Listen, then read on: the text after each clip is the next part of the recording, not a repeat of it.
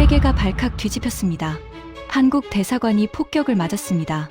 하지만 미국이 벌인 그 현장에서 한국은 피를 흘리며 중동 민간인까지 구해냈습니다. 그리고 패트리어트 3기가 놓친 미사일을 한국산 천궁이 8초 만에 격추하자 중동 전체가 뒤집혔습니다. 그 충격적인 전말을 지금 공개합니다. 시작하기 전 구독과 좋아요, 그리고 대한민국 화이팅! 댓글로 한국을 응원해주세요.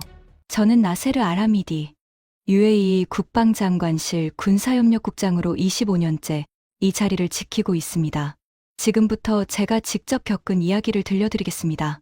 어떻게 280억 달러짜리 동맹이 하룻밤 만에 쓰레기통에 처박혔는지, 그리고 어떻게 우리가 생각지도 못한 나라에서 진짜 동맹을 찾게 됐는지. 그날은 평범하게 시작됐습니다. 아부다비 국방부 지하 3층 통합상황실. 새벽 5시 47분이었어요. 저는 당직 교대를 위해 엘리베이터에서 내리는 중이었습니다. 복도에 형광등이 평소처럼 윙거리고 있었고 커피 자판기 앞에서 야간 당직자 둘이 종이컵을 들고 서 있었어요. 그런데 발을 내딛는 순간 바닥이 흔들렸습니다. 커피 자판기가 벽에 부딪히며 쿵 소리를 냈어요. 종이컵에서 커피가 쏟아졌습니다. 천장에 형광등이 한번 깜빡이더니 꺼졌어요. 비상등의 붉은 빛만 복도를 채웠습니다. 3초 뒤 경보음이 울렸어요. 귀를 찢는 사이렌이었습니다. 저는 통합상황실로 뛰었습니다. 철문을 밀고 들어서자 이미 난리가 나 있었어요. 20개가 넘는 모니터 화면이 전부 빨간색으로 물들어 있었습니다. 당직 장교 아흐메드가 헤드셋을 누르며 소리쳤어요. 외교가 피격입니다. 미사일 3발 착탄. 대사관 밀집 구역이에요. 저는 메인 스크린으로 달려갔습니다. 위성 영상이 실시간으로 뜨고 있었어요. 아부다비 외교가 상공이었습니다. 검은 연기 기둥이 4갈래로 치솟고 있었어요. 착탄 지점이 빨간 원으로 표시됐는데 원 하나가 대한민국 대사관 좌표 바로 옆에 찍혀 있었습니다. 심장이 쿵 내려앉았어요. 위성 영상의 해상도를 최대로 올렸습니다. 한국 대사관의 서쪽 외벽이 절반쯤 무너져 있었어요. 철근이 뼈처럼 드러나 있었고 콘크리트 먼지가 구름처럼 피어올랐습니다. 태극기 한 자락이 부러진 깃대에 간신히 걸려 있었어요. 바람에 펄럭이는 게 아니라 축 늘어진 채 흙먼지를 뒤집어 쓰고 있었습니다. 제 옆에서 작전참모 유세프가 피해 현황을 읽었어요. 한국 대사관 서쪽 동반파, 영국 대사관 유리창 전파, 독일 대사관 정문 차량 화재, 착탄 반경 600m 내 건물 12동 피해 확인 중. 저는 즉시 한 라인을 잡았습니다. 미 중부사령부 연락선이었어요.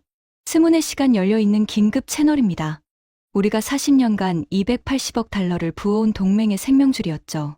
신호음이 2번 울리고 연결됐습니다. UAE 국방장관실 군사협력국장 알하미디입니다. 아부다비 외교가 피격 상황.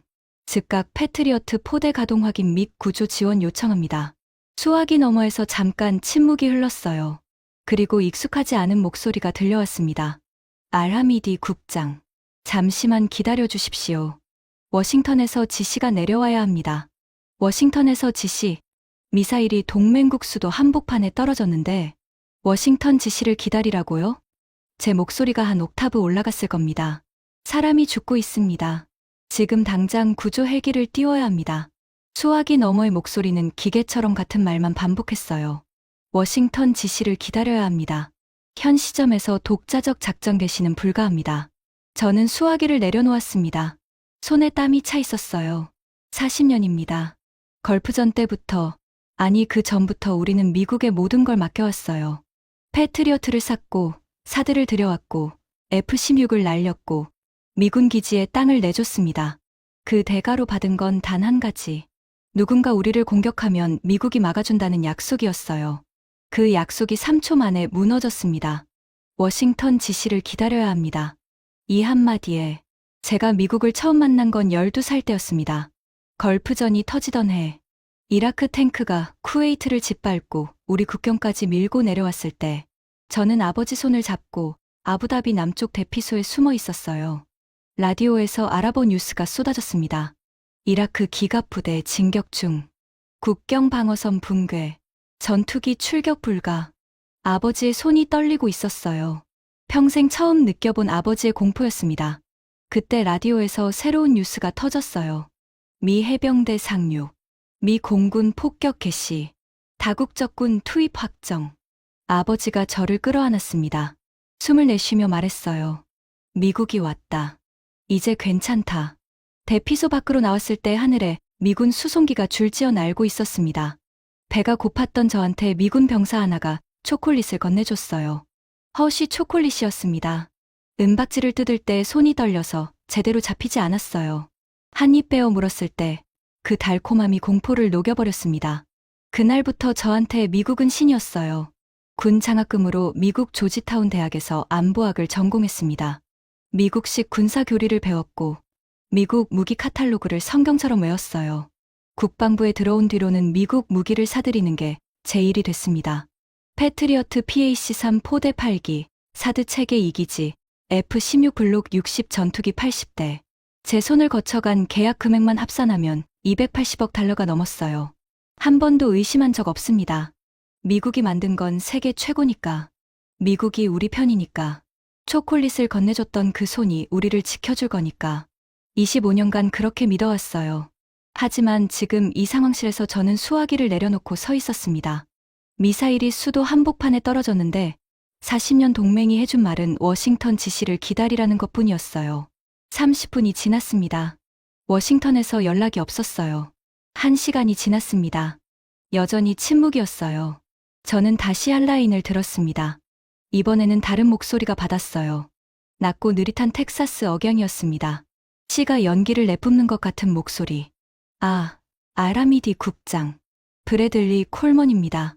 국방부 중동무기 수출 담당 부차관보요. 당신 나라 상황은 잘 알고 있소. 콜먼. 이름은 들어본 적 있었습니다. 방산업계에서 잔뼈가 굵은 인물이라는 소문이었어요. 로키드 마틴 부사장 출신이 국방부에 들어온 케이스였죠. 중동 방산 계약의 실질적 결정권자라고 했습니다. 콜먼 부차관보님. 패트리어트 포대 가동 상태와 구조 헬기 투입 일정을 확인해 주십시오. 수화기 너머에서 껄껄 웃는 소리가 들렸어요. 진심으로 웃는 게 아니라 가게에서 흥정하는 손님을 보는 상인의 웃음이었습니다. 국장, 급한 거 알아. 근데 세상에 공짜가 어딨소? 등줄기에 식은땀이 흘렀습니다. 뭔가 잘못 들은 건가 싶었어요. 무슨 말씀이신지. 콜먼의 목소리가 톤을 바꿨어요. 장사꾼의 껄렁함이 사라지고 칼날 같은 협박조가 깔렸습니다. 방위비 재조정 합의서. 지금 팩스로 보내겠소. 서명해서 30분 안에 돌려보내면 패트리어트 가동시키고 구조 헬기도 띄워주겠소. 상황실의 보안 팩스기가 돌아가기 시작했어요. 위잉하는 모터 소리가 상황실 전체에 울렸습니다. 용지가 빠져나왔어요. 제가 집어들었습니다. 첫 페이지 제목이 눈에 들어왔어요. 방위비 특별 재조정 합의서. 숫자를 읽었습니다. 기존 대비 700% 인상. 연간 추가 부담액 196억 달러. 2번 읽었습니다. 3번 읽었어요. 숫자가 맞았습니다. 700%. 미사일이 떨어지고 있는 거 알고 계시죠? 사람이 죽어가고 있습니다. 콜먼의 대답이 돌아왔어요. 씨가 연기를 내뿜듯 느릿하게. 알지. 그러니까 빨리 서명하라는 거 아니요. 포탄 밑에서 가격 흥정할 시간이 어딨소? 그리고 이어진 한마디가 제 25년 경력 전체를 관통했습니다. 그쪽이 매달 280억 달러어치 카탈로그를 넘기던 게 뭐 때문인 줄 알아? 우리는 그쪽을 사막의 ATM이라고 불러. 버튼 누르면 돈 나오는 기계.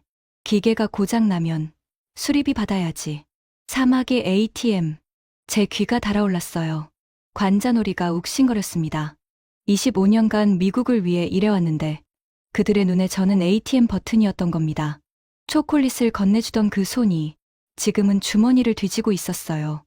옆에서 유세프가 제 표정을 보고 뭐라 물었지만 들리지 않았습니다. 제 머릿속에서 걸프전 대피소의 라디오 소리가 울려 퍼지고 있었어요. 미국이 왔다. 이제 괜찮다. 아버지의 그 말씀이. 그 순간 상황실 오른쪽 모니터에 새로운 화면이 떴습니다. 아흐메드가 외쳤어요. 외교가 현장 실시간 영상 연결됩니다. 저는 고개를 돌렸습니다. 화면을 보는 순간 제 안에서 무언가가 갈라졌어요. 외교가의 CCTV 영상이 뜨고 있었습니다. 화면 왼쪽에는 서방 대사관들의 방탄 차량이 줄지어 빠져나가고 있었어요. 영국 대사관이 가장 먼저 움직였습니다. 검은 SUV 3대가 정문을 박차고 북쪽 외곽 도로로 질주했어요.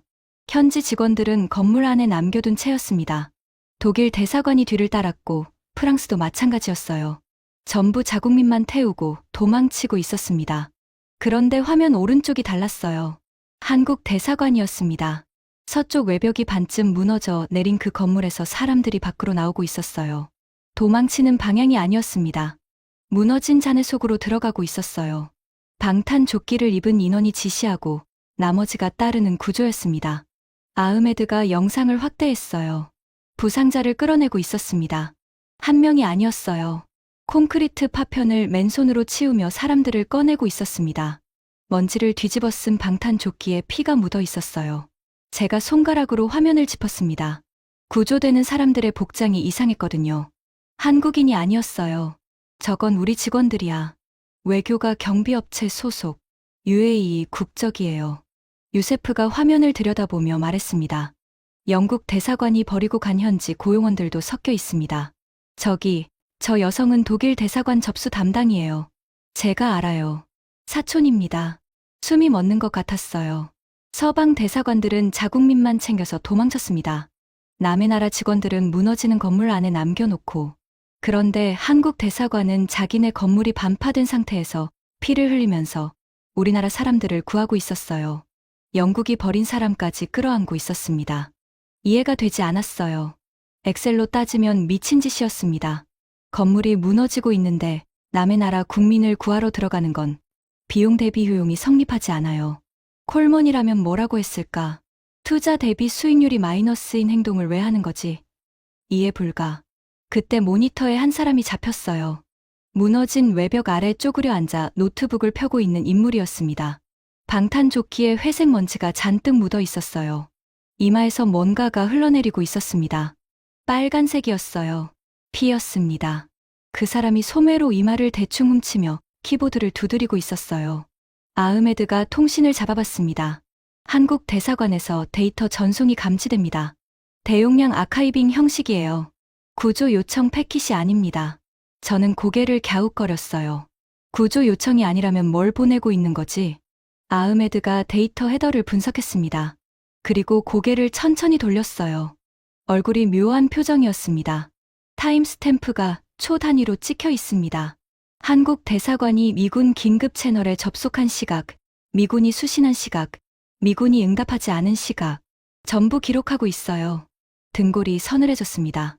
미국이 교신을 거부한 기록을 수집하고 있다고? 그렇습니다.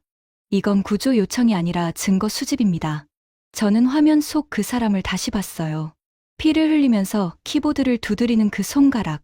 무너진 건물에서 남의 나라 사람을 구하면서 동시에 미국의 배신을 초 단위로 기록하고 있었습니다. 울부짖는 대신 증거를 만들고 있었어요. 살려달라고 전화하는 대신 살려주지 않았다는 기록을 만들고 있었습니다. 저는 콜먼과의 통화를 떠올렸어요. 사막의 ATM. 그 말을 한 인간은 지금 시가를 피우며 서명을 기다리고 있을 겁니다. 280억 달러짜리 동맹의 진짜 얼굴이 저거였어요. 그리고 화면 저쪽에서는 우리한테 1달러도 받은 적 없는 나라. 사람들이 피를 흘리며 우리 국민을 구하고 있었습니다. 유세프가 제 옆에서 낮게 말했어요. 국장님, 저 사람들은 왜 도망치지 않는 건가요? 저는 대답하지 못했습니다. 대답할 수 없었어요. 25년간 미국 무기 카탈로그를 성경처럼 외워온 저한테 카탈로그. 어디에도 저런 행동을 설명하는 페이지는 없었거든요.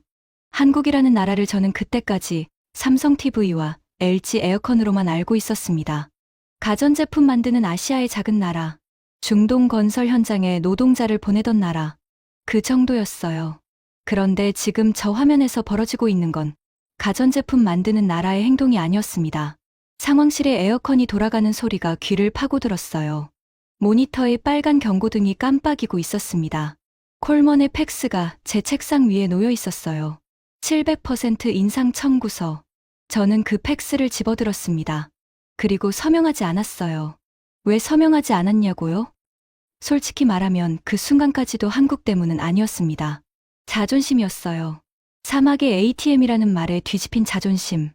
25년 경력의 군사 관료로서 남은 마지막 자존심이 펜을 잡지 못하게 한 겁니다. 하지만 그 자존심이 제 인생을 바꿨어요. 서명하지 않은 그 30분이 저를 전혀 다른 세계로 데려갈 줄은 꿈에도 몰랐습니다. 콜먼의 목소리가 한라인 스피커에서 다시 울렸어요. 알하미디 국장. 30분 지났는데 ATM이 고장 난 거야? 아니면 잔액이 부족한 거야? 비릿한 웃음이 섞인 목소리였습니다. 저는 수화기를 들지 않았어요. 대신 화면을 봤습니다. 한국 대사관에서 또 한 명이 잔해 속에서 끌려 나왔어요. UAE 국적의 경비원이었습니다. 한국인 2명이 양쪽에서 부축하고 있었어요. 먼지투성이 얼굴에 피가 섞여 있었지만 경비원이 웃고 있었습니다. 살았다는 안도의 미소였어요. 그 미소가 화면 너머로 저한테 닿았습니다. 뭔가가 가슴 한가운데를 쿵 치는 감각이었어요. 설명할 수 없는 감정이었습니다. 걸프전 대피소에서 미군 병사한테 초콜릿을 받았을 때와 비슷한, 하지만 다른. 초콜릿은 공포를 달래주는 달콤함이었어요. 지금 이건 그게 아니었습니다. 피를 흘리면서 남의 나라 사람을 구하는 저 행동. 대가 없이, 계약서 없이, 청구서 없이, 초콜릿 하나 건네지 않으면서도 목숨을 걸고 있는 저 사람들. 이게 뭐지? 저는 아직 답을 몰랐어요. 하지만 콜먼의 팩스를 서랍에 밀어넣었습니다. 서명하지 않은 채로. 상황실 시계가 새벽 7시 12분을 가리키고 있었어요. 미사일 피격으로부터 1시간 25분이 흘렀습니다. 미국은 여전히 구조 헬기 한 대 띄우지 않았어요. 워싱턴에서 지시를 기다리라는 말만 앵무새처럼 반복하고 있었습니다. 그런데 한국 대사관은 벌써 47명을 구출했어요. 한국인 23명, UAE 국적 민간인 15명, 영국 대사관 현지 고용원 6명, 독일 대사관 직원 3명, 280억 달러를 받아간 나라는 전화도 안 받고 한 푼도 받지 않은 나라는 피를 흘리고 있었습니다. 그 대비가 상황실의 모든 모니터보다 선명하게 제 눈에 박혔어요. 콜먼의 한라인이 다시 울리고 있었습니다. 벨소리가 끈적끈적했어요. 마치 시가 연기처럼. 저는 받지 않았습니다. 상황실 시계가 오전 10시 38분을 가리키고 있었습니다. 미사일 피격으로부터 5시간이 흘렀어요. 미국은 여전히 구조 헬기 한 대 띄우지 않았습니다. 콜먼의 한라인만 서너 번 더 울렸을 뿐이에요. 저는 받지 않았습니다. 서명하지 않은 팩스는 서랍 속에 그대로 있었어요. 그때 새로운 경보가 떴습니다. 아흐메드가 벌떡 일어났어요. 신형 순항미사일 탐지. 아부다비 남동쪽 245km 지점에서 접근 중. 비행 고도 극저고도. 예상 표적은 아부다비 정부 청사구역. 심장이 멈추는 것 같았습니다. 정부 청사구역. 알마르주키 국방장관을 포함한 수뇌부 전원이 그 안에 있었어요. 강요 회의가 진행 중이었습니다. 미사일 피격 대응 방안을 논의하고 있었죠. 한마디로 우리나라의 머리가 한 곳에 모여 있는 상태에서 그 머리를 향해 미사일이 날아오고 있었습니다. 저는 반사적으로 방공 상황판을 띄웠어요. 패트리어트 포대 현황이 화면에 떴습니다. 아부다비 외곽에 배치된 PAC-3 포대 4곳. 전부 녹색 표시. 정상 가동 중이었어요. 사드 체계 한 기지도 녹색이었습니다. 280억 달러어치 방어망. 이 순간을 위해 40년간 돈을 부은 겁니다. 괜찮아. 패트리어트가 잡을 거야. 미국 무기는 세계 최고니까. 저는 스스로에게 그렇게 말했어요. 걸프전 때부터 새겨진 믿음이 입술을 움직였습니다. 아흐메드가 카운트다운을 불렀어요. 요격창 진입까지 40초. 상황실의 모든 시선이 메인 스크린에 집중됐습니다. 미사일 궤적이 붉은 점선으로 그려지고 있었어요. 접근 속도가 빨랐습니다. 수면 위 15m를 스치듯 날아오는 저고도 비행이었어요. 30초. 패트리어트 1호기 레이더가 추적을 시작했습니다. 화면에 로곤 표시가 떴어요. 잡았다. 속으로 중얼거렸습니다. 20초. 로곤 표시가 깜빡였어요. 한 번, 두 번. 그리고 사라졌습니다. 궤적 이탈. 아흐메드의 목소리가 갈라졌어요. 1호기 궤적 이탈. 재포착 시도 중. 3초가 지났습니다. 재포착 실패. 화면에 빨간 글자가 떴어요. 2호기로 전환합니다. 패트리어트 2호기의 레이더가 돌아갔어요. 로곤 표시가 떴습니다. 하지만 이번에도 2초 만에 깜빡이더니 사라졌어요. 2호기 궤적 이탈. 위장이 뒤집히는 감각이 밀려왔습니다. 3호기. 마지막 교전 가능한 포대였어요. 3호기 교전 개시. 로곤. 깜빡임. 소실. 3호기 궤적 이탈. 전 포대 교전 실패. 상황실이 얼어붙었어요. 아흐메드의 손이 헤드셋 위에서 떨리고 있었습니다. 유세프가 의자에서 반쯤 일어선 채 굳어 있었어요. 저는 사드 책의 화면을 봤습니다. 교전 불가. 적어도 순항 미사일은 사드의 교전 범위 밖이었어요. 사드는 탄도미사일용이니까. 순항 미사일 앞에서는 무용지물이었습니다. 요격 수단이 없습니다. 아흐메드의 보고가 상황실에 떨어졌어요. 그 말이 천장에서 바닥까지 내려앉는 것 같았습니다. 미사일 예상 착탄까지 90초. 90초 뒤에 우리나라 수뇌부가 전멸합니다. 280억 달러어치 방어망이 아무것도 못하는 상태에서 저는 한 라인을 잡았어요. 이번에는 콜먼이 아니라 미 중부사령부 직통이었습니다. 손이 미끄러워서 수화기를 2번 놓쳤어요. UAE 상황실입니다. 순항미사일 접근 중. 패트리어트 전 포대 교전 실패. 즉각 지원 요청합니다. 수화기 너머에서 타자기 소리가 들렸어요. 누군가 보고서를 작성하고 있는 듯한 여유로운 소리였습니다. 현재 워싱턴에서 교전 규칙 재승인 절차가 진행 중입니다. 승인되는 대로 수화기를 내려쳤습니다. 플라스틱이 깨지는 소리가 났어요. 미사일 예상 착탄까지 60초. 알마르주키 장관이 죽습니다. 강요들이 죽습니다. 우리나라의 지도부가 통째로 사라집니다. 미국산 무기가 지키고 있다는 그 하늘에서 280억 달러를 바친 그 하늘에서 40초. 저는 두 눈으로 스크린을 봤습니다. 미사일 궤적이 아부다비 시내를 향해 직선으로 뻗어가고 있었어요. 요격선은 하나도 없었습니다. 텅 빈 하늘이었어요. 30초. 아흐메드가 고개를 숙였어요. 유세프가 눈을 감았습니다. 상황실에 있는 모든 사람이 최악을 준비하고 있었어요. 그 순간이었습니다. 상황판 남동쪽 구석에서 새로운 발사 신호가 떴어요. 아흐메드가 소리쳤습니다. 발사 감지. 아부다비 남동쪽 사막지대. 발사원은 미군 기지가 아닙니다. 저는 화면을 확대했어요. 발사 지점에 표시된 식별 코드를 읽었습니다. 천궁. 한국산 중거리 지대공 미사일이었어요. 우리가 3년 전에 도입한 체계였습니다. 도입 당시 콜먼이 뭐라고 했는지 기억나요? 화상회의에서 킬킬거리며 말했었어요. 아시아산 방공망. 장난감 사서 뭐하게? 패트리어트 추가 도입하면 될걸. 그때 저도 속으로 동의했었습니다. 미국산이 최고라고 믿었으니까. 발사 후 3초. 천궁의 요격탄 궤적이 화면에 나타났어요. 하얀 선이 미사일의 붉은 점선을 향해 뻗어갔습니다. 5초. 두 선이 가까워지고 있었어요. 교차점이 다가오고 있었습니다. 7초. 유세프가 주먹을 쥐었어요. 아흐메드의 숨소리가 들렸습니다. 8초. 화면에 흰 원이 번쩍 떴습니다. 요격 성공. 아흐메드가 외쳤어요. 요격 확인. 천궁이 잡았습니다. 착탄 지점 304.2km에서 격파. 상황실이 정지했습니다. 아무도 말하지 않았어요. 3초, 5초, 10초. 침묵이 이어졌습니다. 그리고 유세프가 먼저 터졌어요. 의자를 밀치고 일어나며 소리를 질렀습니다. 아랍어와 영어가 뒤섞인 환호였어요. 아흐메드가 헤드셋을 벗어 던졌습니다. 상황실 여기저기서 탄성이 터졌어요. 저는 의자에 붙어 있었습니다. 다리에 힘이 빠져서 일어설 수가 없었어요. 8초. 패트리어트 3기가 전부 놓친 미사일을 한국산 천궁이 8초 만에 잡았습니다. 280억 달러 대 8초. 그 계산이 머릿속에서 맴돌았어요. 40년간 280억 달러를 부어온 미국산 무기가 실전에서 3연속 실패했고, 우리가 장난감이라고 무시하던 한국산 미사일이 8초 만에 수뇌부를 살렸습니다. 위성 영상에 요격 파편의 회색 연기가 퍼지고 있었어요. 그 아래에 살아남은 사람들이 있었습니다. 알마르주키 장관이 살았어요. 강요들이 살았습니다. 콜먼이 장난감이라고 비웃던 그 무기가 살린 겁니다. 저는 두 손으로 얼굴을 감쌌어요. 손가락 사이로 상황판에 불빛이 새어들어왔습니다. 패트리어트 포대 3곳의 교전 실패 로그가 빨간 글씨로 남아 있었어요. 그 순간 한 라인이 울렸습니다. 콜먼이었어요. 저는 이번에도 받지 않았습니다.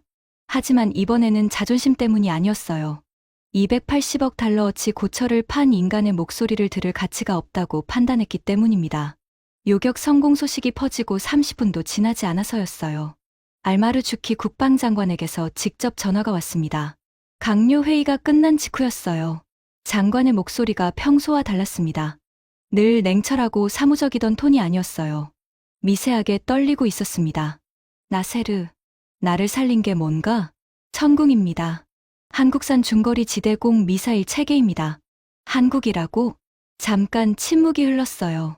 패트리어트는 3기 연속 궤적 이탈입니다. 전부 실패했습니다. 장관이 숨을 들이켰어요.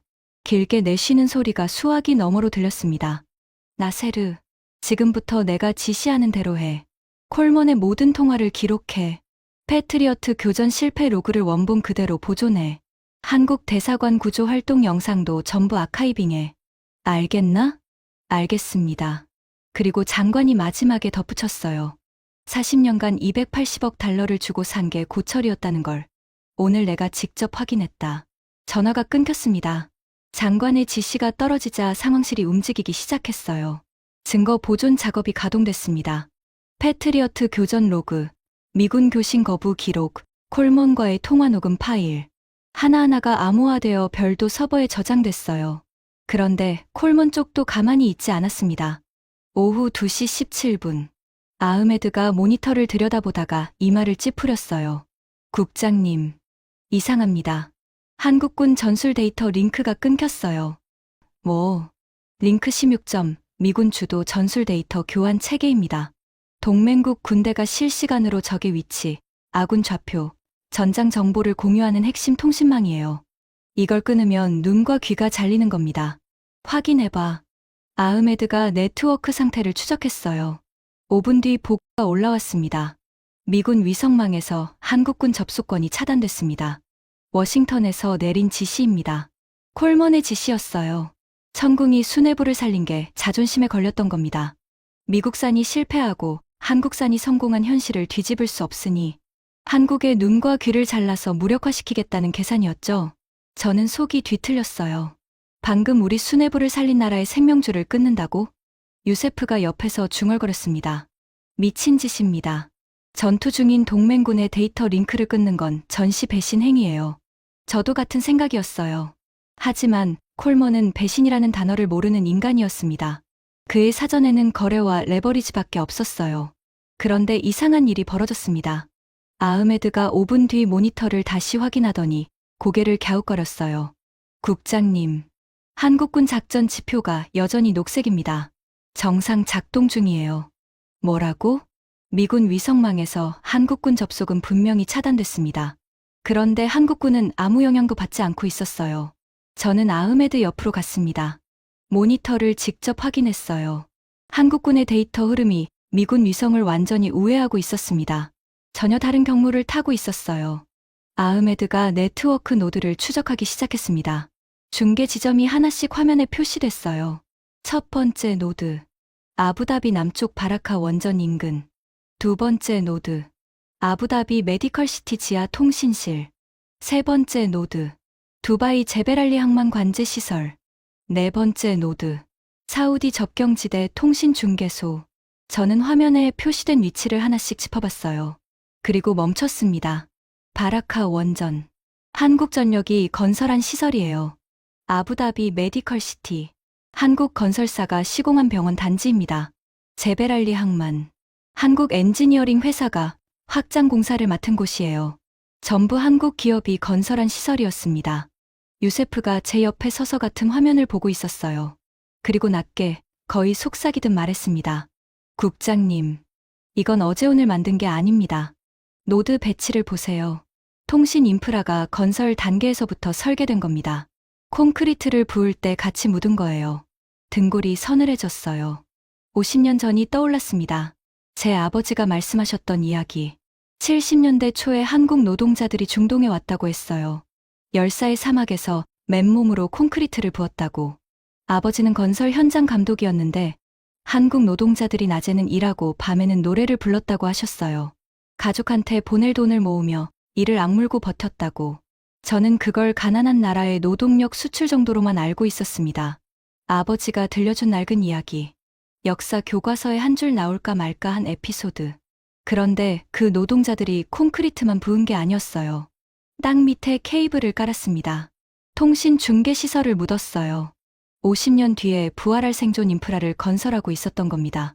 낮에는 도로를 닦고 밤에는 보이지 않는 신경망을 매설하고 있었어요. 소름이 팔뚝을 타고 올라왔습니다. 미국이 40년간 판 건 카탈로그에 적힌 무기였어요. 가격표가 붙어 있었고 유지 보수 비용이 따로 청구됐고 업그레이드 할 때마다 추가 요금이 나왔습니다. 한국이 50년간 묻은 건 카탈로그에 없는 것이었어요.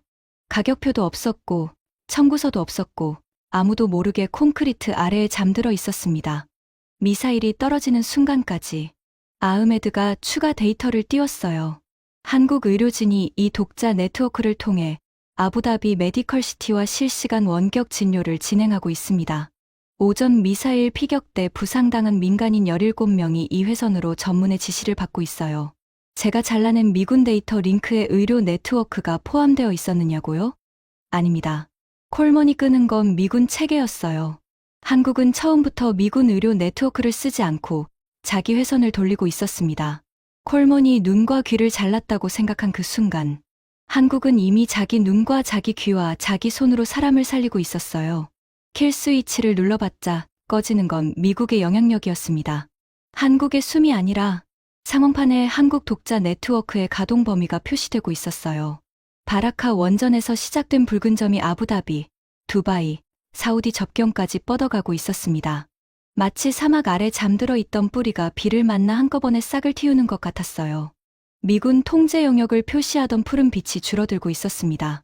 그 빈자리를 붉은 빛이 채우고 있었어요. 저는 의자에 앉아 그 화면을 바라봤습니다. 50년. 한 세대가 넘는 시간이에요. 70년대의 사막에서 땀 흘린 노동자들의 삽질이 21세기 전쟁터에서 생존망이 되어 돌아온 겁니다. 우리는 미국한테 280억 달러를 주고 무기를 샀어요. 무기는 고장났습니다. 한국한테는 건설비를 줬어요. 건설은 50년 뒤에 우리를 살리고 있었습니다.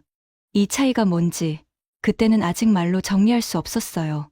하지만 가슴 한가운데서 무언가가 무너지고 다시 세워지는 감각이 있었습니다. 걸프전 이후 25년간 쌓아올린 미국에 대한 믿음이 금이 가는 소리. 콜먼의 한 라인이 또 울렸어요. 저는 전화기를 쳐다보지도 않았습니다. 오후 4시경이었습니다. 상황실에 새로운 경보가 떴어요. 이번에는 아부다비가 아니었습니다. 호르무즈 해협이었어요. 아흐메드가 해상 상황판을 메인 스크린에 띄웠습니다. 해협 전역에 빨간 경고 마커가 수십 개씩 깜빡이고 있었어요. 기뢰입니다. 호르무즈 해협 전역에 정체불명의 기뢰가 대량 살포됐습니다. 유조선 4척이 긴급 정지했고 뒤따르던 컨테이너선 8척이 연쇄적으로 항로를 이탈했습니다. 호르무즈 해협. 전 세계 석유 수송량의 35%가 통과하는 목구멍이에요. 여기가 막히면 전 세계 유가가 폭발합니다. 우리 UAE에게는 국가 경제의 동맥이었어요. 1시간도 안 돼서 국제 유가가 28% 폭등했습니다. 뉴욕과 런던 선물 시장이 동시에 패닉에 빠졌어요. 저는 미 제호함대 상황을 확인했습니다. 호르무즈 해협에 배치된 미 해군 함정 현황이 떴어요. 이지스 순양함, 구축함, 소해함, 푸른 삼각형들이 해협 양쪽에 포진해 있었습니다. 그런데 움직이지 않고 있었어요. 기뢰 위험 구역 바깥에 전부 멈춰서 있었습니다. 소해 부대가 기뢰밭 앞에서 18시간째 발이 묶여 있다는 보고가 올라왔어요. 유세프가 해상 상황판을 가리키며 말했습니다. 미 해군 소해 부대가 기뢰밭에 접근을 못하고 있어요. 신형 기뢰라 기존 탐지 장비로는 식별이 안 되는 모양입니다. 세계 최강이라는 미 해군이 기뢰밭 앞에서 꼼짝 못하고 있었어요. 유조선들은 해협 양쪽에서 발이 묶인 채 표류하고 있었습니다. 석유가 멈추면 전 세계 경제가 멈추는 건데 미국은 그걸 18시간째 방치하고 있었어요. 콜먼은 이 상황을 어떻게 보고 있을까? 아마 또 계산기를 두드리고 있겠죠. 유가가 오르면 미국 셰일오일 업체 주가가 올라가니까 오히려 좋아하고 있을지도 모릅니다. 그때 해상 상황판에 새로운 표시가 떴어요. 붉은 원 하나가 미 제호함대 통제선을 넘어 기뢰밭 쪽으로 이동하고 있었습니다. 아흐메드가 확인했어요. 한국 청해부대 구축함입니다. 미 제호함대 통제선을 이탈했습니다. 기뢰 위험 구역으로 직진하고 있어요. 전속력이었습니다. 미 해군 교신이 스피커로 흘러나왔어요. 한국 함정에 고한다. 즉시 원래 위치로 복귀하라. 반복한다. 통제선 안으로 즉각 복귀하라. 미 해군 사령관의 목소리가 높았어요. 위협이라기보다는 당혹에 가까운 톤이었습니다. 그 뒤에 한국 측 마지막 교신이 흘러나왔어요. 낮고 건조한 목소리였습니다. 감정이 일절 없었어요. 대한민국 국민과 동맹국을 지키는데 타국의 허락은 필요하지 않습니다. 이것이 최후 교신입니다. 그리고 무전 주파수가 꺼졌어요. 통신기 자체를 차단해버린 겁니다. 상황실이 조용해졌어요. 스피커에서 흘러나온 그 한마디가 공기 중에 걸려있는 것 같았습니다. 아흐메드가 미 해군의 후속 교신을 잡았어요. 경고 사격을 실시했습니다. 미 해군이 한국 함정 전방 해상에 2발을 쐈어요. 저는 반사적으로 화면을 봤습니다. 한국 함정의 항적이 변하지 않았어요. 직진이었습니다. 유세프가 숨을 들이켰어요. 미군 경고 사격을 무시했습니다. 침로 변경 없어요. 제25년 경력의 미군 경고 사격을 맞고 방향을 틀지 않는 함선은 본 적이 없었습니다. 미 해군 앞에서는 어떤 나라도 고개를 숙여요. 그게 바다의 질서였습니다. 미국이 쏘면 멈추는 거예요. 한국은 멈추지 않았어요. 해상 상황판의 붉은 원이 기뢰 위험 구역 안으로 진입했습니다. 아흐메드가 화면을 확대했어요. 구축함 주변에서 작은 점들이 바다로 뛰어들고 있었습니다. 수중 침투조입니다. 한국 해군 특수전단 UDT 대원들이에요. 기뢰 해체 작업 개시. 미 해군 소해 부대가 18시간 동안 못 뚫은 그 기뢰밭에 한국 특수전단이 직접 뛰어든 거였어요. 기뢰 해체 확인 표시가 상황판에 하나씩 떠오르기 시작했습니다. 속도가 빨랐어요. 미 소해 부대의 처리 기록과 비교하면 3배 가까운 속도였습니다. 10개, 20개, 40개. 기뢰 제거 표시가 늘어갈 때마다 항로가 열리고 있었어요. 유세프가 경탄에 가까운 목소리로 말했습니다. 저 속도면 내일 아침까지 전 구간 통과가 가능합니다. 저는 해상 상황판을 바라봤어요. 푸른 삼각형들은 기뢰 구역 바깥에 멈춰서 있었습니다. 세계 최강 미 해군. 기뢰가 무서워 한 발짝도 못 내딛고 서 있었어요. 그 한가운데를 붉은 원이 관통하고 있었습니다. 미국이 18시간 동안 못 뚫은 바다를 한국이 뚫고 있었어요. 항로가 하나씩 열렸습니다. 유조선들이 한국 구축함의 호위를 받으며 기뢰 해체 구역을 통과하기 시작했어요. 미 제호함대의 통제선은 허공에 그은 금과 다름없었습니다. 아흐메드가 보고했어요. 한국 청해부대가 개설한 항로로 유조선 5척이 이미 통과했습니다. 전부 미군 통제선 바깥이에요. 미 함정에는 무전조차 하지 않았습니다. 저는 화면에서 눈을 뗄 수 없었어요. 미국은 호르무즈를 막았습니다. 한국은 호르무즈를 뚫었어요. 미국은 기뢰밭 앞에서 멈췄습니다. 한국은 기뢰밭 안으로 뛰어들었어요. 미국은 돈을 요구했습니다. 한국은 피를 흘렸어요. 이 대비가 상황판 위에 너무도 선명하게 그려지고 있었습니다. 푸른 삼각형과 붉은 원. 멈춰 있는 것과 움직이는 것. 계산하는 자와 행동하는 자. 오후 6시 15분. 알마르주키 장관에게서 다시 전화가 왔습니다. 나세르, 호르무즈 상황 보고 받았다. 한국이 항로를 뚫었지? 그렇습니다. 패트리어트는 하늘에서 실패하고 미 해군은 바다에서 발이 묶였어. 한국은 하늘도 지키고 바다도 뚫었다. 나세르, 이게 뭘 의미하는지 알겠나? 장관의 목소리에 감정이 없었어요. 감정을 이미 지나쳐버린 사람의 톤이었습니다. 결단을 내린 뒤에 차가운 명료함이었어요. 내일 아침 8시 국방부 본관 회의실로 와. 그리고 한국 대사관 군사협력관도 불러. 알겠습니다. 그런데 한국 측에 어떤 의제로 연락할까요? 장관이 대답했어요. 우리의 미래. 전화가 끊겼습니다. 밤이 깊어가고 있었어요. 상황실 시계가 자정을 넘기고 있었습니다. 저는 커피를 5잔째 마시고 있었어요.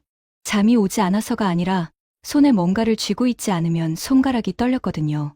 콜먼이 마지막 카드를 꺼냈습니다. 아흐메드가 워싱턴발 긴급 통신을 수신했어요. 미 국무부에서 공식 통보가 왔습니다.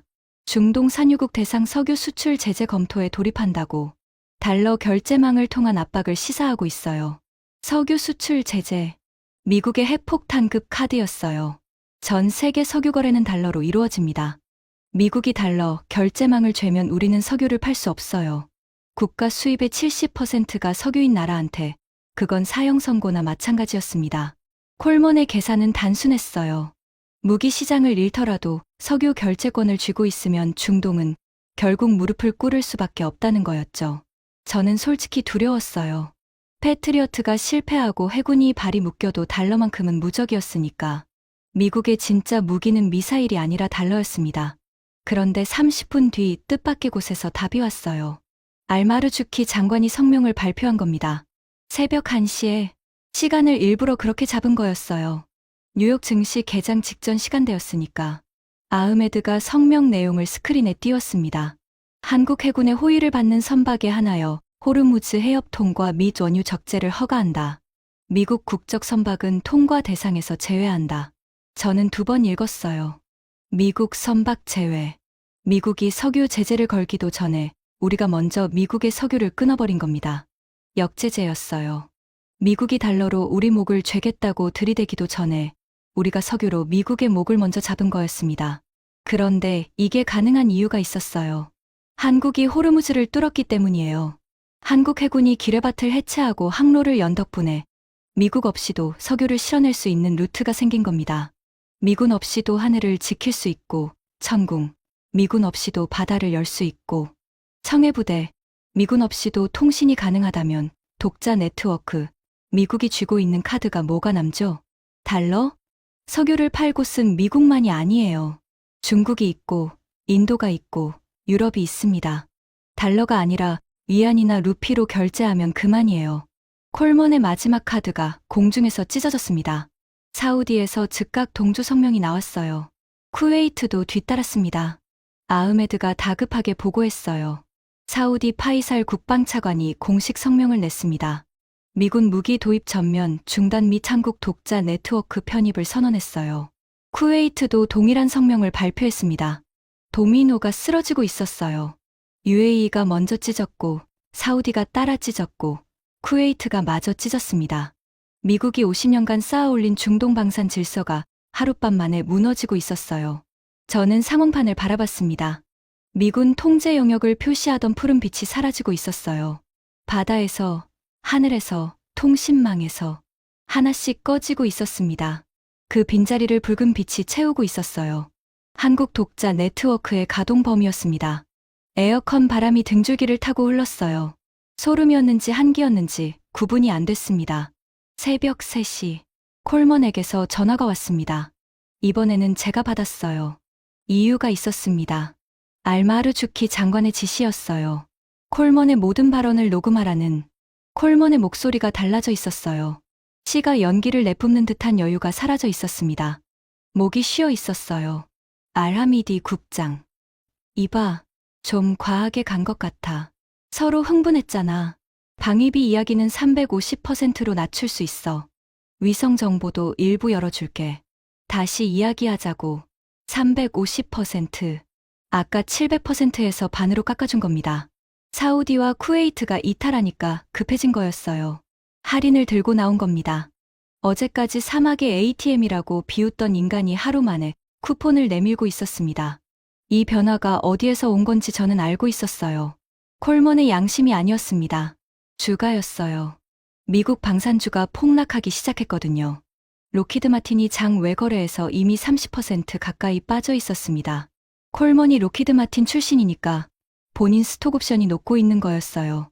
저는 녹음기가 돌아가고 있는 걸 확인하고 대답했습니다. 콜먼 부차관보님, 저희가 원하는 건 할인이 아닙니다. 뭘 원하는데? 저는 알마르주키 장관이 준비해둔 문구를 읽었어요. 첫째, 귀국의 고의적 동맹 방기 사실을 전면 인정할 것.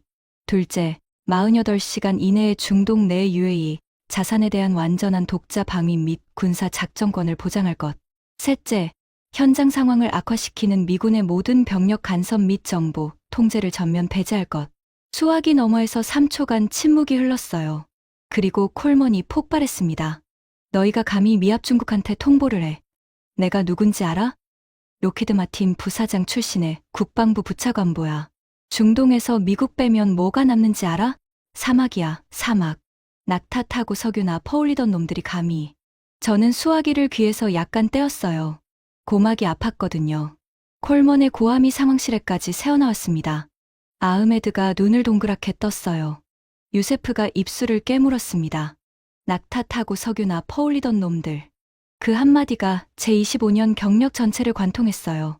사막의 ATM에 이어 두 번째 모욕이었습니다. 저는 차분하게 대답했어요. 목소리가 떨리지 않도록 턱에 힘을 줬습니다. 콜먼 부차관보님, 48시간 드렸습니다. 그 안에 3가지 조건을 수용하시거나 수용하지 않으시거나 결과는 귀국이 감당하시면 됩니다. 이상입니다. 전화를 끊었어요. 손에서 수화기가 미끄러질 뻔했습니다. 심장이 제 갈비뼈를 두드리고 있었어요. 아흐메드가 상황판 오른쪽 상단에 카운트다운을 띄웠습니다. 48시간 00분 00초. 붉은 숫자가 1초씩 줄어들기 시작했어요. 유세프가 옆에서 낮게 말했습니다. 국장님, 진짜 48시간 안에 끝낼 수 있을까요? 저는 상황판을 봤어요. 한국 천궁이 하늘을 지키고 있었습니다. 한국 청해부대가 바다를 열고 있었어요. 한국 독자 네트워크가 통신을 잇고 있었습니다. 한국 대사관이 사람을 살리고 있었어요. 미국은 뭘 하고 있었죠? 청구서를 밀고, 교신을 거부하고, 킬스위치를 누르고, 경고 사격을 하고, 석유 제재를 협박하고, 낙타 운운하며 모욕하고 있었어요. 48시간이 아니라 4시간이면 끝날 수도 있겠다는 생각이 들었습니다. 카운트다운 숫자가 줄어들고 있었어요. 47시간 59분 42초. 상황실의 에어컨이 윙거리는 소리와 함께. 하지만 아직 끝이 아니었어요. 마지막 한 방이 남아 있었습니다. 알마르주키 장관이 준비하고 있는 그것. 280억 달러짜리 동맹의 장례식. 그리고 새로운 동맹의 탄생. 저는 콜먼의 마지막 고함을 떠올렸어요. 낙타 타고 석유나 퍼올리던 놈들. 그 말이 귓속에서 맴돌았습니다. 콜먼은 몰랐을 거예요. 낙타를 타던 시절부터 우리는 살아남는 법을 알았다는 걸. 사막에서 물 한 모금 없이 며칠을 버티는 법을 우리 조상들이 수천 년간 가르쳐왔다는 걸. 그리고 지금 사막에서 살아남는 법을 아는 우리가 새로운 동맹을 찾았다는 걸. 콘크리트 아래 50년간 잠들어 있던 신경망을 깔아둔 나라. 미사일이 떨어지는 한복판에서 피를 흘리며 남의 나라 사람을 구한 나라. 미군 경고 사격을 맞고도 방향을 틀지 않은 나라. 280억 달러를 한 푼도 받지 않았으면서도 우리 하늘과 바다를 지킨 나라. 한국. 가전제품이나 만드는 나라라고 저도 무시했었어요. 삼성 TV 팔고 LG 에어컨 파는 아시아의 작은 나라. 그 편견이 지금 산산조각 나고 있었습니다. 카운트다운이 47시간을 찍고 있었어요. 내일 아침 8시. 알마르주키 장관이 기다리고 있었습니다. 한국 대사관 군사협력관 박진혁 참사관도 올 거였어요. 280억 달러짜리 장례식과 새로운 시대의 시작. 저는 책상 서랍을 열었습니다. 콜먼의 700% 인상 팩스가 그대로 있었어요. 서명되지 않은 빈칸이 저를 올려다보고 있었습니다. 저는 그 팩스를 꺼냈어요. 반으로 접었습니다. 다시 반으로. 또 반으로. 종이가 두꺼워져서 더 이상 접히지 않을 때까지 접었어요. 그리고 쓰레기통에 넣었습니다. 아흐메드가 그 모습을 보고 있었어요. 아무 말도 하지 않았지만 고개를 한번 끄덕였습니다. 유세프도 봤어요. 입꼬리가 살짝 올라갔습니다. 25년간 미국 무기 카탈로그를 성경처럼 외워온 저였습니다. 패트리어트를 사고 사드를 들여오고 F-16을 날리던 저였어요. 미국이 주는 초콜릿의 달콤함을 40년간 기억하던 저였습니다. 그 성경을 쓰레기통에 넣었어요. 손이 떨리지 않았습니다. 상황실 시계가 새벽 3시 42분을 가리키고 있었어요. 카운트다운은 44시간 18분. 모니터의 붉은 빛이 상황실을 물들이고 있었습니다. 한국 독자 네트워크의 가동 범위가 중동 전역으로 확장되고 있었어요. 내일이면 세상이 바뀝니다. 카운트다운이 6시간을 가리키고 있었습니다. 아부다비의 아침 해가 국방부 본관 유리벽에 부딪혀 금빛으로 부서지고 있었어요. 저는 새벽부터 넥타이를 3번 고쳐 맸습니다. 손끝이 미세하게 떨려서 매듭이 잡히지 않았거든요. 오전 8시. 국방부 본관 3층 회의실. 문을 열고 들어서자 알마르주키 장관이 이미 앉아 있었어요. 장관 앞 테이블에 서류 2묶음이 놓여 있었습니다. 하나는 두꺼웠고 하나는 얇았어요. 두꺼운 쪽이 뭔지 저는 알고 있었습니다. 180억 달러 규모 패트리어트 추가 도입 계약서. 서명 직전 단계에서 멈춰 있던 문서였어요. 미국 방산산업의 젖줄이었습니다. 얇은 쪽은 처음 보는 문서였어요. 제목만 읽었습니다. 대한민국과 아랍에미리트 간 포괄적 전략 동맹 협정. 심장이 한 박자 빨라졌어요. 5분 뒤 회의실 문이 다시 열렸습니다. 박진혁 참사관이 들어왔어요. 한국 대사관 군사협력관. 처음 보는 얼굴이었습니다. 키가 크지 않았어요. 체격도 보통이었습니다. 그런데 걸음걸이가 달랐어요. 군인 특유의 절제된 보폭, 불필요한 움직임이 하나도 없었습니다. 가까이 오자 왼쪽 관자놀이에 거즈가 붙어 있는 게 보였어요. 이마에도 긁힌 자국이 있었습니다. 저는 순간 떠올렸어요. 이틀 전 위성 영상에서 본 그 사람. 무너진 대사관 외벽 아래 쪼그려 앉아 피를 흘리며 노트북을 두드리던 그 인물. 미국의 배신 증거를 초 단위로 기록하던 그 손가락. 이 사람이었습니다. 박 참사관이 알마르주키 장관에게 고개를 숙여 인사했어요. 장관이 자리를 권했습니다. 박 참사관이 앉으면서 제 쪽을 한번 봤어요. 눈이 마주쳤습니다. 깊고 조용한 눈이었어요. 피로가 묻어 있었지만 흔들림이 없었습니다. 장관이 입을 열었어요. 박 참사관. 이틀 전 대사관 피격 당시 구조 활동에 대해 감사를 전합니다. 박 참사관이 대답했어요. 목소리가 낮고 단정했습니다. 장관님, 감사는 필요 없습니다. 당연한 일을 한 것뿐입니다. 당연한 일. 그 한마디가 회의실 공기를 바꿨어요. 콜먼에게 당연한 일은 청구서를 들이미는 것이었습니다. 미 해군에게 당연한 일은 기뢰밭 앞에서 멈추는 것이었어요. 서방 대사관들에게 당연한 일은 자국민만 챙겨서 도망치는 것이었습니다. 한국에게 당연한 일은 피를 흘리면서 남의 나라 사람을 구하는 것이었어요. 같은 단어가 이렇게 다른 무게를 가질 수 있다는 걸 그때 처음 깨달았습니다. 알마르주키 장관이 테이블 위에 두꺼운 서류를 집어들었어요. 180억 달러 패트리어트 추가 도입 계약서. 장관이 저를 봤습니다. 나세르, 카메라 준비됐나? 회의실 한쪽에 촬영 장비가 세팅되어 있었어요. 국방부 공보실 카메라맨 2명이 대기하고 있었습니다. 저는 고개를 끄덕였어요. 장관이 자리에서 일어났습니다. 180억 달러짜리 계약서를 양손으로 잡았어요. 카메라를 똑바로 봤습니다. 렌즈에 장관의 눈이 비쳤어요. 40년간 중동 안보를 이끌어온 군인의 눈이었습니다. 분노도 후회도 아니었어요. 결단이었습니다. 장관이 계약서를 세로로 찢었어요. 한 번에 찢어지지 않았습니다. 180억 달러짜리 종이는 두꺼웠거든요. 장관이 다시 잡고 힘을 줬어요. 종이가 찢어지는 소리가 회의실에 울렸습니다. 바드득. 뼈가 부러지는 것 같은 소리였어요. 두 쪽이 된 계약서를 구겨서 테이블 옆 쓰레기통에 넣었습니다. 카메라 셔터가 연속으로 찰칵거렸어요. 저는 그 장면을 2미터 거리에서 지켜봤습니다. 280억 달러짜리 동맹의 장례식이었어요. 관의 못을 박는 소리가 종이 찢어지는 소리로 들렸습니다. 장관이 다시 자리에 앉았어요. 이번에는 얇은 서류를 집어들었습니다. 한국과의 포괄적 전략 동맹 협정. 박 참사관 쪽으로 서류를 밀었어요. 박 참사관. 대한민국을 아랍에미리트의 유일무이한 제1전략 동맹국으로 격상하고자 합니다. 서명해 주시겠습니까? 박 참사관이 서류를 받았어요. 첫 페이지부터 마지막 페이지까지 한 장 한 장 넘기며 읽었습니다. 서두르지 않았어요. 2분이 걸렸습니다. 그 2분 동안 회의실에 종이 넘기는 소리만 들렸어요. 다 읽은 박 참사관이 펜을 꺼냈습니다. 서명했어요.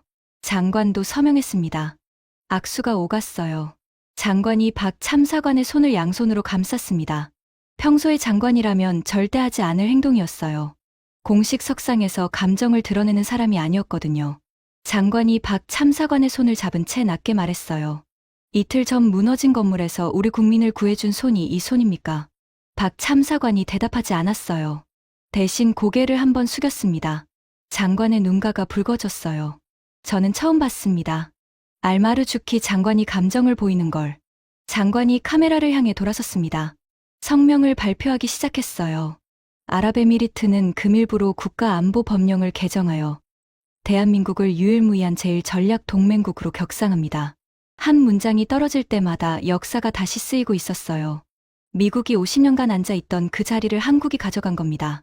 법령으로, 카메라 앞에서, 번복 불가의 형태로. 성명 발표가 끝나고 30분도 지나지 않았습니다. 연쇄 반응이 시작됐어요. 상황실로 돌아온 저한테 아흐메드가 모니터를 가리키며 소리쳤어요. 사우디 파이살 국방차관이 트위터에 글을 올렸습니다. 화면에 아랍어 원문과 영어 번역이 떴어요. 사우디의 하늘도 이제 미국의 패트리어트가 아닌 한국의 천궁이 지킨다. 기존 미군 무기 도입 계약 전면 재검토를 즉각 지시한다. 사우디였습니다. 중동 최대 미국 무기 수입국이에요. 연간 방산 수입이 350억 달러를 넘는 시장. 그 사우디가 트윗한 줄로 미국을 끊어버렸어요. 쿠웨이트가 뒤를 이었습니다. 국방장관이 공식 성명을 냈어요. 미군 무기 도입 중단 및 한국 독자 네트워크 편입 동시 선언. 저는 상황판을 봤어요. 미국 방산 계약 현황 그래프의 막대가 실시간으로 줄어들고 있었습니다. 하나씩 꺼지는 게 아니라 무더기로 사라지고 있었어요. 그때 금융 모니터에 빨간 숫자가 쏟아지기 시작했습니다. 뉴욕 증시가 개장한 거였어요. 로키드 마틴 47% 하락, 보잉 방산부문 43% 하락, 레이시온 39% 하락, 노스롭 그루먼 41% 하락. 개장 20분 만에 미국 방산 대형주 4곳의 시가총액이 합산 3,200억 달러 이상 증발했어요. 서킷 브레이커가 3번 발동됐습니다. 아흐메드가 매도 물량의 출처를 추적했어요. 아부다비 투자청, 사우디 공공투자기금, 쿠웨이트 투자청, 중동 국부펀드 3곳이 어젯밤부터 미국 방산주를 대량 공매도하고 있었습니다. 미국을 손절하겠다는 정치적 결단이 금융 공격으로 번진 거였어요. 40년간 중동의 오일머니를 빨아먹은 미국 방산 산업이 그 오일머니의 칼날에 찔리고 있었습니다. 그리고 마지막 한 방이 남아 있었어요. 오전 10시 23분. 미국 대사가 UAE 국방부에 도착했다는 보고가 올라왔습니다. 알마르주키 장관과의 긴급 면담을 요청한 거였어요. 사태를 수습하겠다는 거였죠. 저는 장관실로 전화했어요. 장관님, 미국 대사가 정문에 도착했습니다. 면담을 요청하고 있어요. 장관의 대답이 짧았어요. 출입 명단에서 삭제해. 전화가 끊겼습니다. 3분 뒤 정문 경비실에서 보고가 올라왔어요. 미국 대사가 출입을 거부당했습니다. 경비원이 출입 명단에서 삭제되었음을 통보했습니다. 미합 중국 대사가 동맹국 국방부 정문에서 쫓겨난 겁니다. 아흐메드가 추가 정보를 읽었어요. 정문 경비원이 한국산 K2 소총을 휴대하고 있었다고 합니다. 사소한 디테일이었지만 의미는 사소하지 않았어요.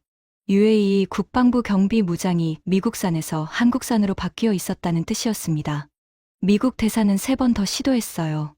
3번 다 같은 답이었습니다. 출입 명단에 없습니다. 그리고 오전 11시 47분. 콜먼의 마지막이 왔어요. 아흐메드가 트위터 알림을 스크린에 띄웠습니다. 트럼프 대통령의 트윗이었어요. 무능한 국방부 관료의 오판이 위대한 미국의 체면을 구겼다. 콜먼의 단독 폭주가 이 참사를 만들었다. 즉각 해임한다. 미국을 다시 위대하게 만들겠다. 트윗 한 줄이었어요. 영어 280자. 콜먼의 경력을 매장하는데 280자면 충분했습니다. 방위비 700% 인상도, 교신 거부도, 킬스위치도, 석유, 제재 협박도 전부 콜먼 혼자 한 짓이 된 거였어요. 대통령이 지시한 건 없었다는 겁니다. 꼬리 자르기였어요. 가장 충성스러운 개를 가장 먼저 버리는 워싱턴의 전통이 발동된 겁니다. 사막의 ATM이라고 우리를 비웃던 인간. 낙타 운운하며 모욕하던 인간. 초콜릿 한 개의 빚을 280억 달러로 갚게 만들던 인간. 트윗 한 줄에 잘렸어요. 저는 그 뉴스를 보면서 통쾌함을 느꼈냐고요? 아니요. 씁쓸했어요. 콜먼이 잘린 건 반성 때문이 아니라 주가가 떨어져서였으니까. 미국은 잘못을 인정한 게 아니라 꼬리를 잘랐을 뿐이에요. 하지만 그건 미국의 문제였습니다. 우리의 문제는 이미 해결됐어요. 그날 저녁이었어요. 모든 게 끝난 뒤 저는 국방부 옥상에 올라갔습니다. 아부다비의 석양이 사막을 주황빛으로 물들이고 있었어요. 바람이 불었습니다. 뜨거운 바람이었지만 기분이 나쁘지 않았어요. 주머니에서 뭔가를 꺼냈습니다. 허쉬 초콜릿 포장지였어요. 걸프전 때 미군 병사한테 받은 그 초콜릿. 저는 40년간 빈 포장지를 지갑에 넣고 다녔습니다. 은박지가 닳고 닳아서 글자가 거의 안 보였어요. 모서리가 뜯어지고 접힌 자국이 겹겹이 쌓여 있었습니다. 12살 소년이 대피소에서 떨며 받아든 초콜릿. 그 달콤함이 저한테 미국이라는 나라를 만들어줬어요. 미국은 구원자였고 보호자였고 신이었습니다. 그리고 40년 뒤 그 신이 청구서를 들이밀었어요. 사막의 ATM이라고 불렀습니다. 미사일이 떨어지는데 돈 계산을 했어요. 우리 수뇌부가 죽어가는데 통화 버튼을 누르지 않았습니다. 초콜릿 하나로 40년을 묶어둔 거였어요. 저는 포장지를 바람에 날려보냈습니다. 은박지가 석양빛을 받아 반짝이며 옥상 너머로 사라졌어요. 바람을 타고 사막 쪽으로 날아갔습니다. 40년간 지갑에 넣고 다닌 은박지. 그게 날아가는 걸 보면서 눈시울이 뜨거워졌어요. 후회가 아니었습니다. 해방이었어요. 그때 옥상 문이 열리는 소리가 났어요. 돌아보니 박진혁 참사관이었습니다. 관자놀이의 거즈가 바람에 살짝 들렸어요. 그 아래 아물지 않은 상처가 보였습니다. 알하미디 국장님, 내일 일정 조율건으로 한 말씀 드리려고 올라왔습니다. 저는 고개를 끄덕였어요. 그런데 입에서 다른 말이 나왔습니다. 일정 이야기가 아니었어요. 박 참사관, 하나만 물어봐도 되겠습니까? 물론입니다. 이틀 전에 대사관이 무너졌을 때 우리나라 사람들을 왜 구했습니까? 영국이 버리고 간 사람들까지. 미사일이 또 떨어질 수 있는데 계약서에 그런 조항이 있었습니까? 누가 시킨 겁니까? 박 참사관이 잠깐 말이 없었어요. 바람이 불었습니다. 사막의 열기가 식어가는 저녁바람이었어요. 그리고 대답했습니다. 시킨 사람은 없습니다. 계약서에도 없어요. 그냥 사람이 죽어가고 있었으니까. 국적이 뭐가 중요합니까? 눈앞에서 피 흘리는 사람이 있으면 끌어안는 겁니다. 저희는 그렇게 배웠습니다. 눈앞에서 피 흘리는 사람이 있으면 끌어안는다. 그 한마디에 제 40년이 무너졌어요. 미국은 청구서를 들이밀며 말했습니다. 돈 내면 지켜준다고. 한국은 피를 흘리며 말했습니다. 눈앞에 사람이 있으니까. 초콜릿과 콘크리트. 초콜릿은 달콤하지만 녹으면 사라져요. 혀 끝의 감각은 남지만 실체는 없어집니다. 콘크리트는 맛이 없어요. 차갑고 무겁고 투박합니다. 하지만 50년이 지나도 땅 속에 남아있어요. 비가 오면 뿌리가 되고 전쟁이 나면 생존망이 됩니다. 미국이 준 건 초콜릿이었어요. 달콤하지만 녹아 사라지는 것. 한국이 묻은 건 콘크리트였습니다. 맛은 없지만 50년을 버티는 것. 저는 40년간 초콜릿의 맛을 쫓아다녔어요. 그 달콤함에 취해서 280억 달러를 바쳤습니다. 콘크리트는 보이지 않았어요. 땅 밑에 묻혀 있었으니까. 사막 아래 잠들어 있었으니까. 아무도 몰랐어요. 한국 사람들도 자랑하지 않았거든요. 그런데 미사일이 떨어지는 순간 초콜릿은 녹아서 사라졌고 콘크리트는 땅 밑에서 깨어났습니다. 저는 석양을 바라봤어요. 아부다비의 하늘이 주황에서 보라로 바뀌고 있었습니다. 박 참사관이 제 옆에 서서 같은 하늘을 보고 있었어요. 아무 말도 하지 않았습니다. 바람이 불었어요. 거즈가 다시 살짝 들렸습니다. 상처가 보였어요. 저는 속으로 생각했습니다. 진짜 동맹은 청구서를 들이미는 자가 아니에요. 무너진 건물에서 함께 피를 흘리는 자입니다. 카탈로그에 가격이 적혀 있는 무기를 파는 자가 아니에요. 카탈로그에 없는 것을 50년간 묻어두고 기다리는 자입니다. 초콜릿을 건네며 빚을 만드는 자가 아니에요. 콘크리트를 부으며 아무것도 요구하지 않는 자입니다. 한국. 저는 이제 그 이름의 무게를 알았어요. 가전제품을 만드는 나라가 아니었습니다. 삼성 TV와 LG 에어컨의 나라가 아니었어요. 미사일이 떨어지면 뛰어드는 나라였습니다. 기뢰밭이 있으면 뚫는 나라였어요. 경고 사격을 맞아도 돌아서지 않는 나라였습니다. 50년 전에 사막에 묻은 콘크리트가 전쟁터에서 생존망이 되어 깨어나는 나라였어요. 그리고 왜 그러냐고 물으면 이렇게 대답하는 나라였습니다. 사람이 죽어가고 있었으니까. 박 참사관이 제게 고개를 숙여 인사하고 돌아갔어요. 발소리가 옥상 계단을 따라 멀어졌습니다. 저는 한참 더 서 있었어요. 석양이 완전히 지고 별이 뜨기 시작할 때까지. 사막의 밤하늘은 선명합니다. 도시의 불빛이 적으면 별이 쏟아지듯 보여요. 그 별빛 아래에서 저는 생각했습니다. 50년 전 이 사막에서 땀 흘린 한국 노동자들도 이 별을 봤겠지. 가족한테 보낼 돈을 세며 이 하늘을 올려다봤겠지. 낮에는 콘크리트를 부었고 밤에는 노래를 불렀다고 아버지가 말씀하셨어요. 그들이 부른 노래가 뭐였는지는 모릅니다. 하지만 그 노래가 콘크리트 속에 스며들어 50년을 버텼고 미사일이 떨어지는 날 우리를 살렸다는 건 확실해요. 초콜릿은 날려보냈습니다.